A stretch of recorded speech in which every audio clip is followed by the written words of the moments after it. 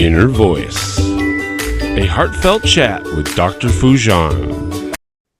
These men have a tendency, a penchant and ability to engage in what is called love bombing. They are able to sweep women off their feet often at the outset. And they're very gratuitous, very attentive. They may make all kinds of overtures in terms of gifts and the like. And especially for a woman who may perceive themselves as somewhat needy, this kind of attentive processes can be overwhelming. The people engaging in this love bombing often try to challenge the female partner to making kind of quick decisions, both in terms of sexual encounters, in terms of financial or other kinds. Introducing a powerful new update from the Foojan app. Now with flexible subscription plans to fit your journey monthly, quarterly, or yearly.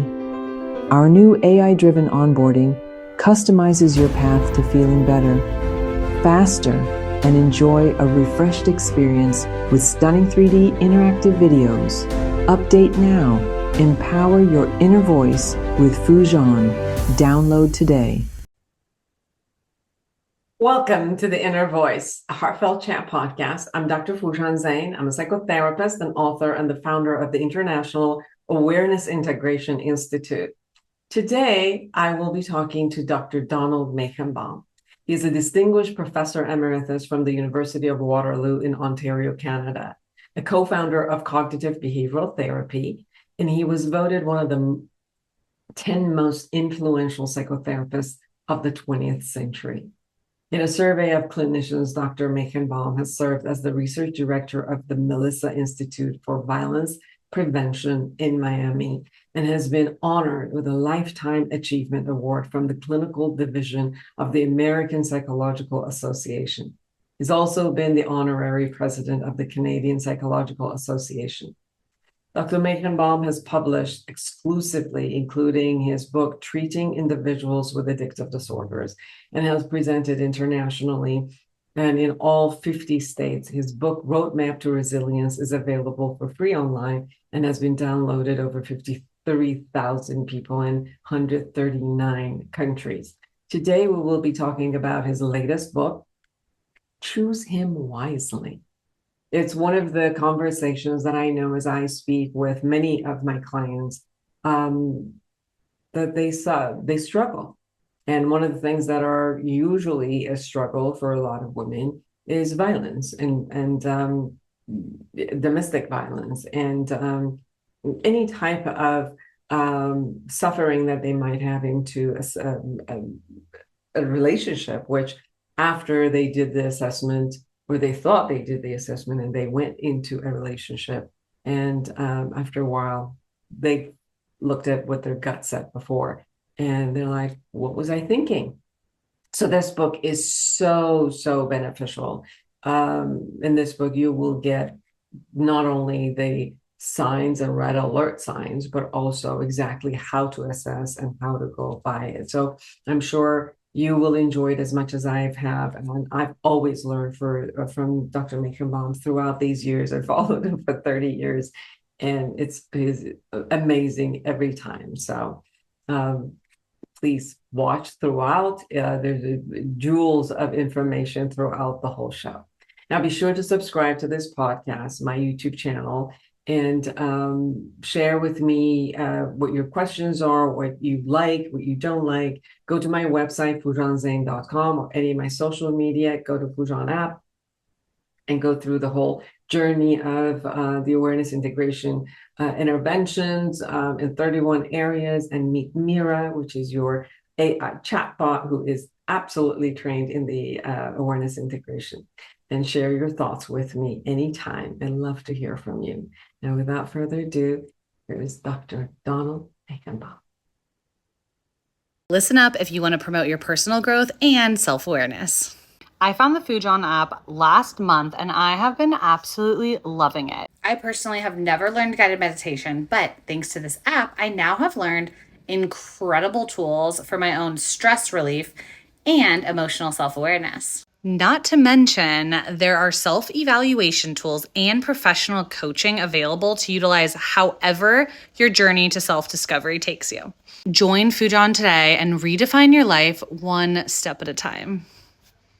Intentional Parenting, a practical guide to awareness integration theory, written by Dr. Jafari, Dr. Foojan Zeine, and Dr. Manoukian, 3 experts in human development, is your step-by-step guide to raising a healthy child prepared for a culturally integrated world. You're supported in parenting infants to adolescents using the latest evidence-based scientific research on parenting. Order your copy on Amazon now. I am so honored and excited to be with Dr. Donald Meichenbaum. Welcome to the show. Thank you once again for having me join you. I look forward for reaching your audience, and thank you for your attendance and interest. I have followed you for probably 25 years. I've walked through corridors of seminars with you and followed, and you have been a guest in my show multiple times, and it's always an honor. I always learn from you. I have every book that you've ever written, and you are truly a jewel to our not only our field but to our community. So I just want to thank you. Well, it's really nice, and I'm now 85 years of age, and you're catching me at the tail end. In fact, this year I've had some heart troubles, and my heart stopped for 14 minutes, so I'm still active in many ways. So I welcome the opportunity to discuss our latest project, which is Choose Him Safely. This project that I have been involved in for many years. I am a research director of the Melissa Institute for Violence Prevention that we will get into later on in this presentation. Yes. Let me challenge your audience right from the outset, okay? Okay. Okay. So here goes. I'll challenge you as well. Okay. I'm going to list a variety of talented, attractive women, and it is your job to tell your audience what exactly they all have in common. Go ahead. Tina Turner, Loretta Lynn, Whitney Houston, Mariah Carey, LaToya Jackson, and in my day, Doris Day. So what do you think all of these women have in common? They all have chosen men who are very violent toward them. And Yes, they all hooked up with men who have engaged in psychological or physical abuse of them. So here's the question. What is it that these women missed, right? In terms of their initial assessment of high risk and red flags that would have given them warnings that this may be a mate that they should pass over or continue to look forward to someone else. Let me give you one other scenario that sort of got me involved in this work, not only this research question that I'm going to address, but I also have a home in Cape Cod, okay? And for the last 2 summers, I have lived there with my granddaughter, who's now in college. Now, my granddaughter was the oyster constable at a town called Wellfleet. So she raised oysters and monitored them and so forth. But beyond that, each Monday night, she would listen to a TV program called The Bachelorette. Yes. No, I don't know if you know this program, but this is the program where that woman chooses by asking men a series of questions which one she wishes to hook up with. Well, following each segment of that program, I would argue with my granddaughter that the bachelorette asked the wrong questions in order to ascertain who was a safe and non-toxic male who they could have a happy relationship with. So I had this collection of questions that I had shared with her. And in fact, I should note that in a previous podcast with another folk like yourself, at the end of the podcast, I announced if any of the producers of The Bachelorette are listening, I am available for consultation. Great. I want the producers to still know that this offer is still on the table. So if anyone calls me, I'll let you know. Okay. To complicate things further, after I had my heart condition, I was in a rehab center for 3 months. The rehab center had 100 cases of COVID. So I was sort of locked in my room. And during that period of time, those 3 months, I hooked up with a colleague named David Wexler, who's an expert in this area, and we ended up writing the book. So I never wasted any time therein. So I know that this is a topic that you have been involved in for some time. Permit me to have you share with me and the audience your own involvement in this, and then I'll get into my 5-step plan that women should engage in order to make a wise and smart and safe decision. I can tell you that I've been involved personally and professionally.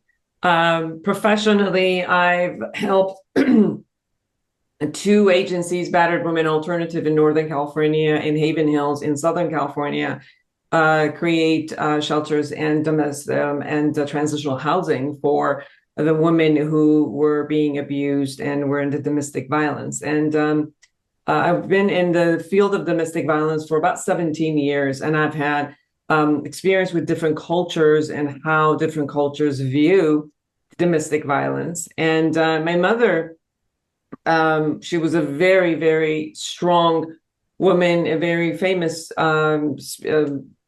personality, a radio personality in Iran. And I can tell you for the last, before she passed away, 35 years of her life, she was in a very abusive, physical, verbal, economical abuse.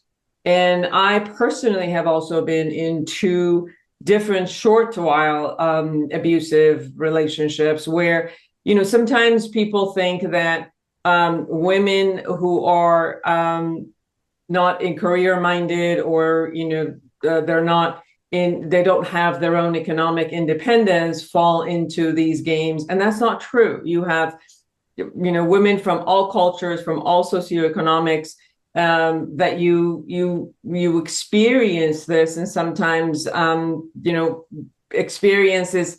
And I know that in your book, you've talked about different levels of how intense the emotional connection appears to be at the beginning, and the love bombing. And sometimes the person thinks that I've never experienced this type of love and attachment, and that's why they fall into this kind of, and I personally have the same, fall into that kind of trap, let's say, an emotional trap of a bond. And then slowly but surely, you find yourself into that space. So I want to give it back to you, because I know that in your book, Choose Him Wisely, you have really put the step by step, opened it up. So I really welcome this opportunity to have a dialogue with you, given that personal experience.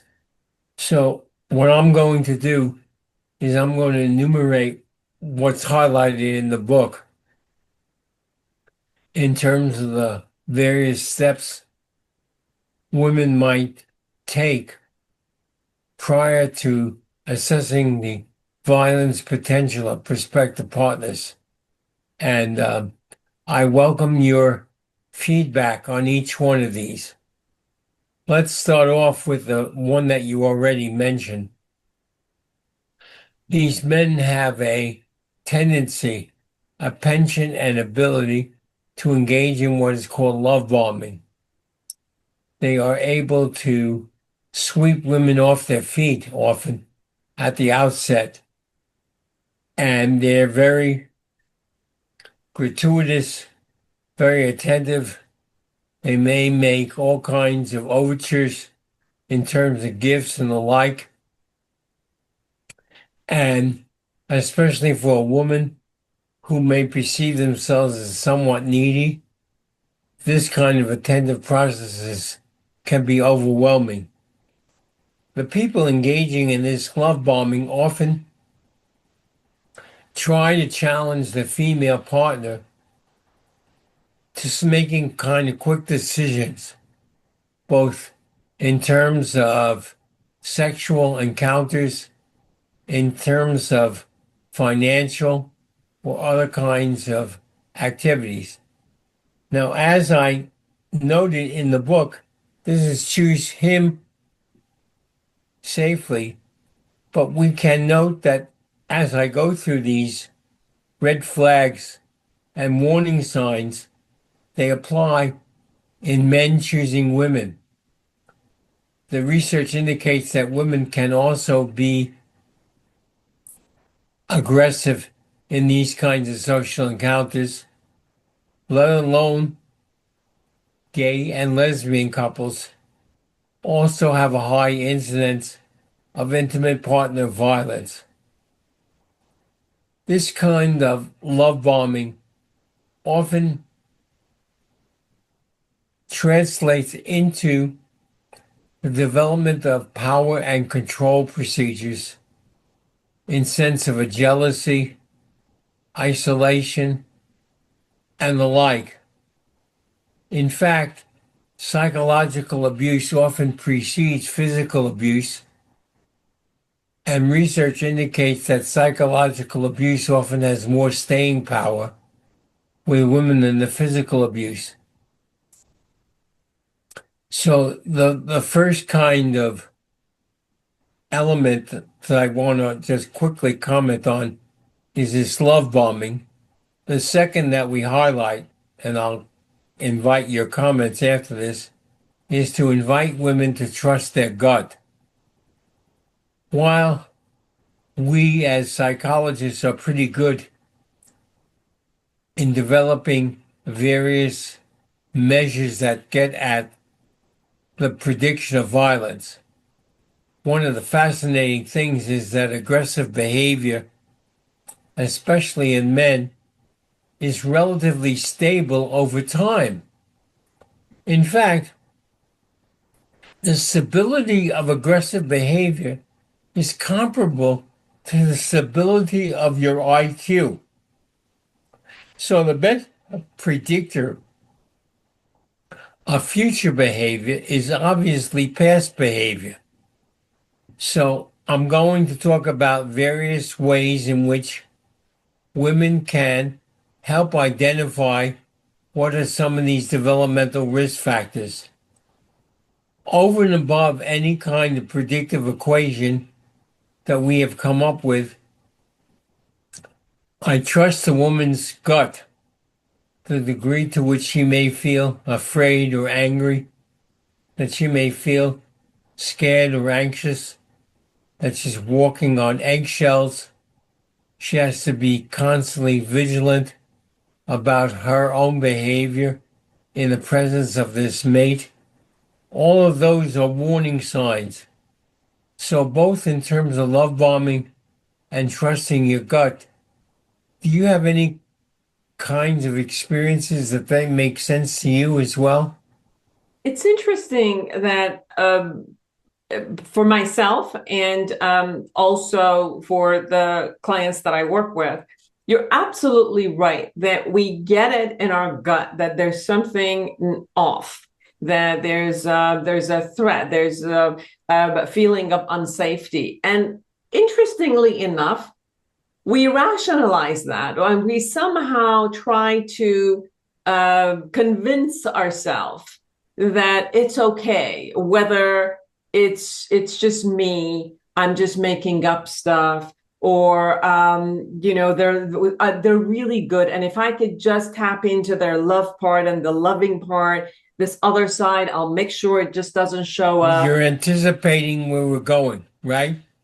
This is what I call mental calisthenics that women engage in. Yeah, I'll fix him. The sex is better after violence. If I don't have him, I'll have no one. These are little white lies that women share with themselves and often with other women. This takes me up to the next category that may surprise you, and that is the next best skill that a woman could have is the art of questioning. Okay? If you know how to ask questions of the prospective partner, this might elicit various kinds of high-risk factors that are warning signs. Surprisingly, one of the key questions we have found useful is for women to ask a man about their tattoo. Wow. Say more. Yeah, so you could say to someone, I noticed, and correct me if I'm wrong, but is that a tattoo that I could see? When I walk by a store, a tattoo store, I often wonder how people choose their tattoos. Could you share with me, just out of curiosity, how of all the tattoos in the store, you ended up choosing that one? Now, some tattoos that men have may be rather innocent, okay? Here's a picture of my grandmother, this is the guy I loved, and this, what have you. But some of them may reflect more telling signs. For example, we've discovered that if you go into a prison, under the right eye of some prison inmates are teardrops in the form of tattoos. Each teardrop is someone they've already killed.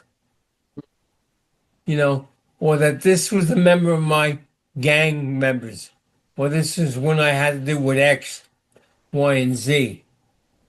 It's not that the tattoo per se is a warning sign, but it opens up a discussion, of what school you went to, what did you do, what activities, who were your peers, and the like. So therefore, we have found that these kinds of indicators can be a catalyst for discussions. There are other questions that we include in the book that you, the female, can ask at the same time. This is especially true with regard to dating online, eHarmony and the like. And you're going to meet someone and you've arranged we're going to meet in a Starbucks. And the question is, you have a few minutes to see whether this is going to be a safe or not safe interaction. And it would be valuable if you came in well prepared for that kind of thing. I don't know if you've ever had any experience with this art of questioning yourself. I do think that the questioning is very helpful because it also shows the other person that you are curious and that you are aware of these things. The other side of it is also, Dr. Meichenbaum, that even sometimes when you ask the question, the person, the men who are answering it, they tend to answer from their best side and not necessarily share the other side right at the beginning. I guess there's also, based on the questions that you ask, there's also this concept of observation where you could Sometimes I think we see that the person gets angry or attempts to control or create, and create power over, when we go to a restaurant and they assert power over the server or other people or their friends or the way that they talk about others. So part of it, as I understand, is how to ask these questions so you gain information. And the other side that I would like to add, and I know it's in your book, is how to start observing the other person's need necessarily for dominance or power, or the way that they handle this level of dominance. And I think that also adds to this kind of like assessment that we do at the beginning. I totally agree, and here's a funny anecdote, okay? Since you were talking about a restaurant, a friend of my wife and I had been a victim of domestic violence, okay? And a number of years have gone by, and she decided that she should start dating again. So she went online and she met someone who she thought was rather attractive.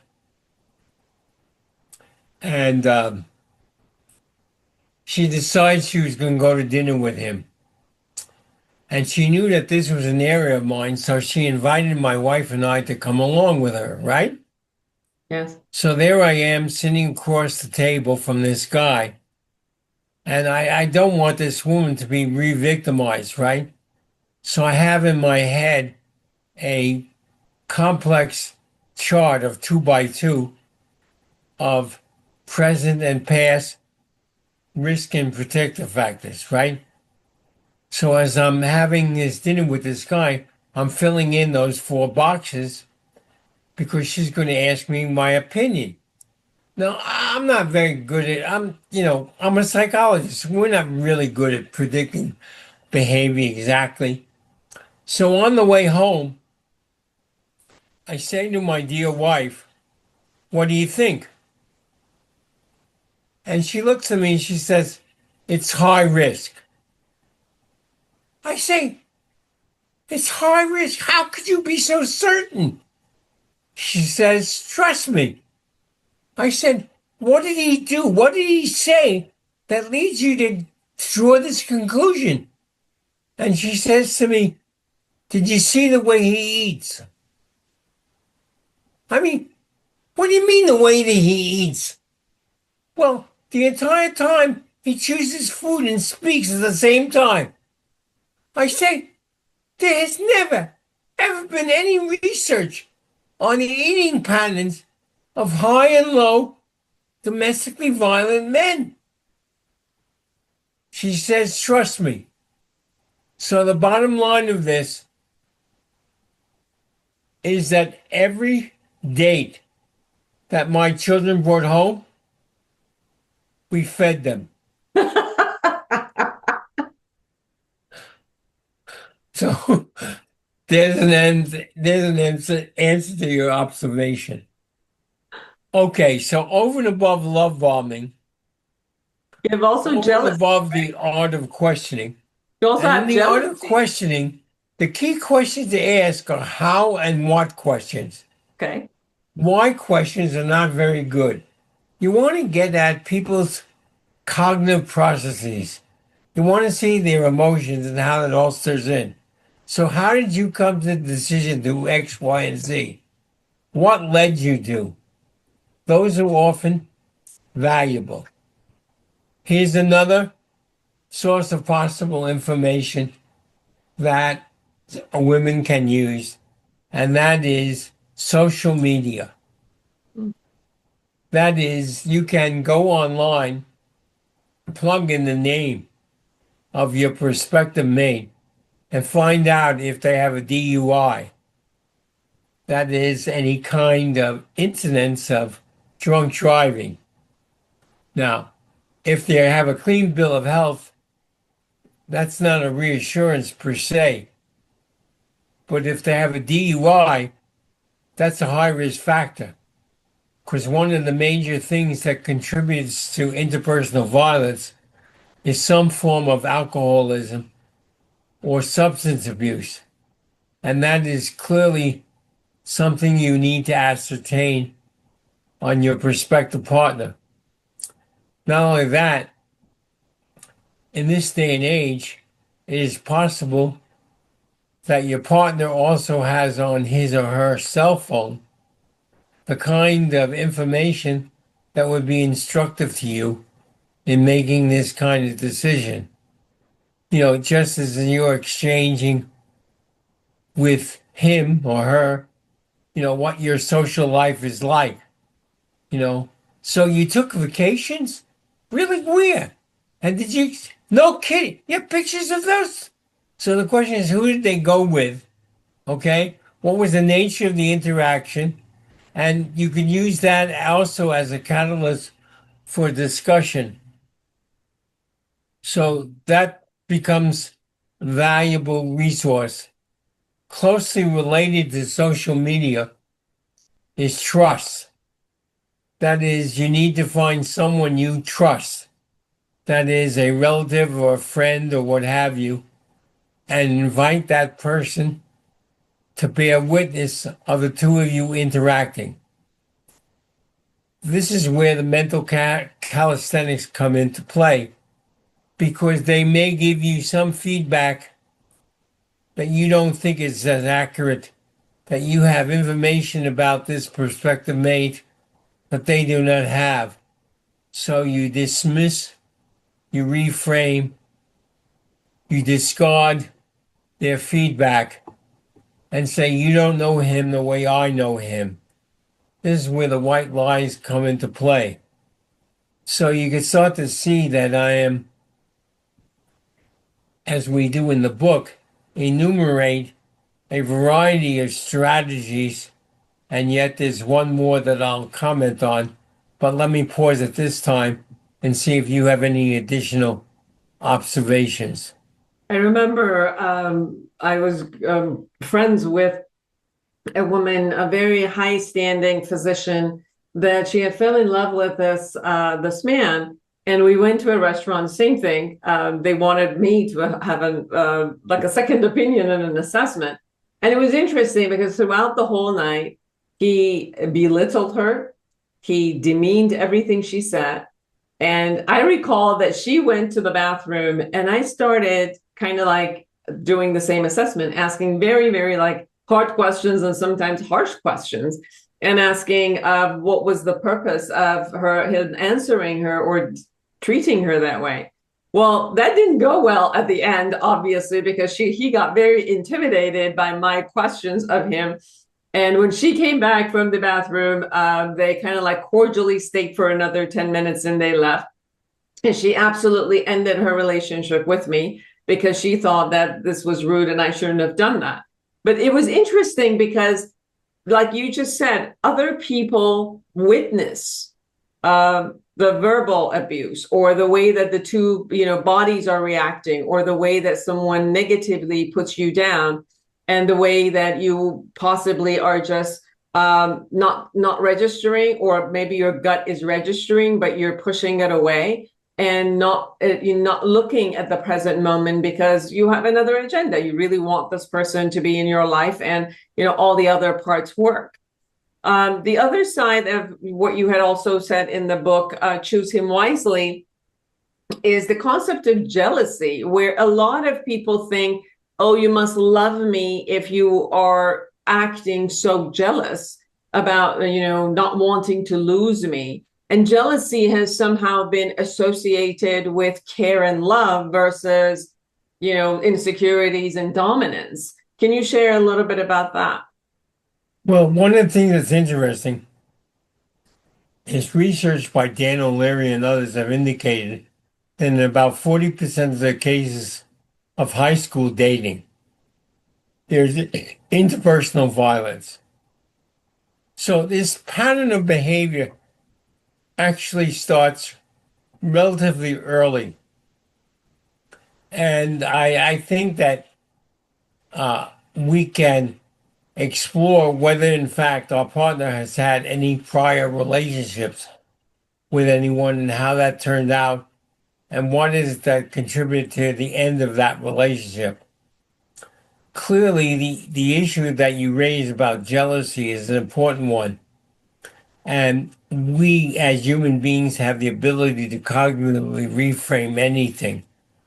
So we can view what apparently is jealousy as their sense of caring for us, their desire to be with us. And if you were not jealous, I think jealousy per se is not problematic. It's when it becomes extreme that we should be particularly concerned about.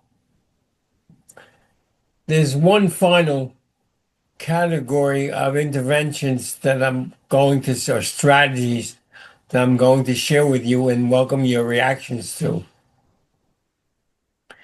In the course of an interaction with anyone, in terms of social discourse or what have you, there is likely to be some arena of disagreement, different agenda items, and the like. Well, from our point of view, that provides you, the female, with a unique opportunity to turn that into a behavioral sample. So, for example, if you persist that your gender, your opinion on something should hold stead, you could then glean what are the reactions of significant others your perspective made. And is this a warning sign of the behavioral sample you're going to get later on? So, this is not an intentional plan on your part to cause any kind of disservice or trouble, but rather this is a natural occasion for you to say, oh, this presents yet another opportunity for me to do the observations. So let me just summarize what we've been saying so far and then glean your reactions. Those women whose names I mentioned at the outset should ask themselves, are they a victim of love bombing? Am I being pressed to make decisions of our intimate relationship well beforehand? Are there financial kinds of implications for how I proceed with him? Does this love bombing evolve into some form of coercion, power, isolation, jealousy, and the like? How do I know if that's the case? Can I trust my gut? Can I, in some sense, realize the degree to which this may become a partner? Can I look for warning signs? Can I look for red flags? Can I develop the art of questioning? Can I ask how and what questions? Can I then explore the possibility that there's stability of aggressive behavior over the course of time?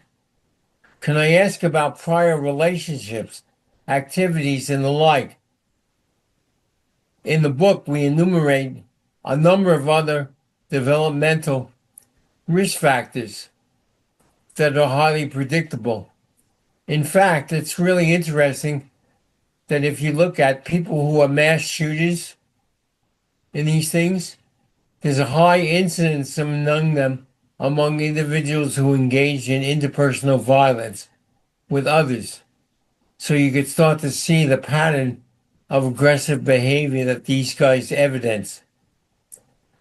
Over and above that, can I use social media? Beyond that, can I turn to trusted friends and relatives for their opinion? Can I become cognizant of my own little white lies I tell myself and that I tell others? And then finally, can I take advantage of the degree to which there are natural disagreements and turn them into behavioral samples? There's one last thing that I think would be relevant to your population, and that is the incidence and meaning of domestic violence vary so much across cultures. And from culture to culture, this kind of behavior is taken as a norm. And that's very scary because there's a concern that if I leave these kinds of relationships, first of all, women in the midst of leaving these relationships are most high risk of being victimized. So they're staying in these relationships makes sense in terms of just safety.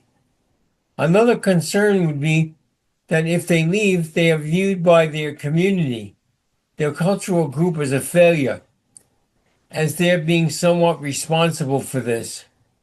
So these cultural norms act as limitations and inhibit the exiting.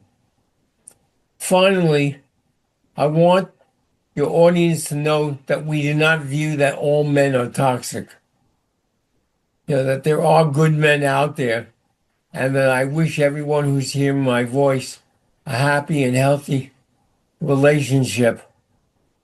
And if you're already in such a relationship, you should be grateful and work to take advantage of it each day. Absolutely. I think part of what I was hearing from you, from the cultural perspective, there's also the essence of entitlement that also gives the men, because of the cultural perspective, the entitlement that I can, and I can get away with it, and it is the way that the norm.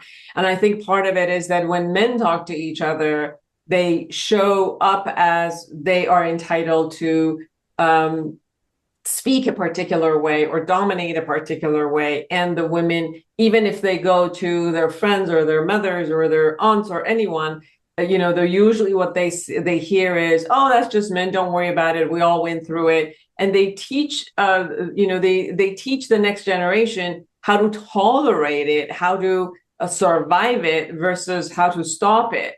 And I think, and then for the entitlement that goes through the culture for those specific cultures allows this level of dominance to keep going. And that has been part of my hardest journey to work with the cultures that, the hierarchical or patriarchal system allows for a certain dominance. I've worked with Iranian women, Afghan women, Middle Eastern women, and you see a lot of that where, as you said, first of all, it's hard to leave. Second of all, they all learn how to manage and kind of like tolerate it inside, and then the next generation takes the same thing. So the eldest boys take on the same kind of ways of their father, and the multi-generational trauma keeps continuing, unfortunately. If there is no, and then when I remember doing a lot of different television shows about domestic violence, and Dr. Meichenbaum, it was the funniest thing where I would get threat calls after those on my phone, and those will get the least amount of views by a lot of people in my own culture, because this is almost like a bomb nobody wants to go around. It's as if you don't know how to get out of it unless you were leaving that culture to, and living in another culture or marrying another culture. So we could still see how these multi-generational traumas continue because of those perspectives. Really glad that you raised this, the cultural differences and the accompanying sense of entitlement, and moreover, the transmission of these attitudes and views from one generation to another. I must confess a great deal of respect and admiration. For example, the women who are standing up to the Epstein child abuse. It takes courage on the part of a woman to break free from these kinds of cultural expectations and social opprobriums that they encounter in the effort to do this. And women can only do this in the help of other women. So the MeToo movement has a great deal of contribution to play towards the reduction of interpersonal violence towards others. The purpose of the book is to have women adopt these kinds of strategies before they make an initial decision, and I welcome your sharing your experiences in the course of this presentation. It clearly has enriched our dialogue. I hope that as a result of this, you do not get any more calls. You will only get a call from me in admiration of your efforts over the years, and I wish you really well. Thank you. Everyone, please get this book, Choose Him Wisely, How to Identify a Safe Partner, by Dr. Don Meichenbaum and Dr. David Wessler. Dr. Meichenbaum. It'll be available on Amazon in October. Beautiful. I could add one last thing, if you would. Please. In the book, we actually cite the case of Gabby Petito. She was the person who was attentive and victimized and actually killed by her mate. And they did a documentary. Most recently, we have been in touch with Gabby's parents, and many of the kinds of risk factors that we enumerate, Gabby had been exposed to. So we're hopeful of their endorsing our book as yet another demonstration of the potential ways to avoid violence. Once again, thank you for having me. It is always a blessing to have you. Thank you so much for your generosity always to give me your time. So I feel blessed.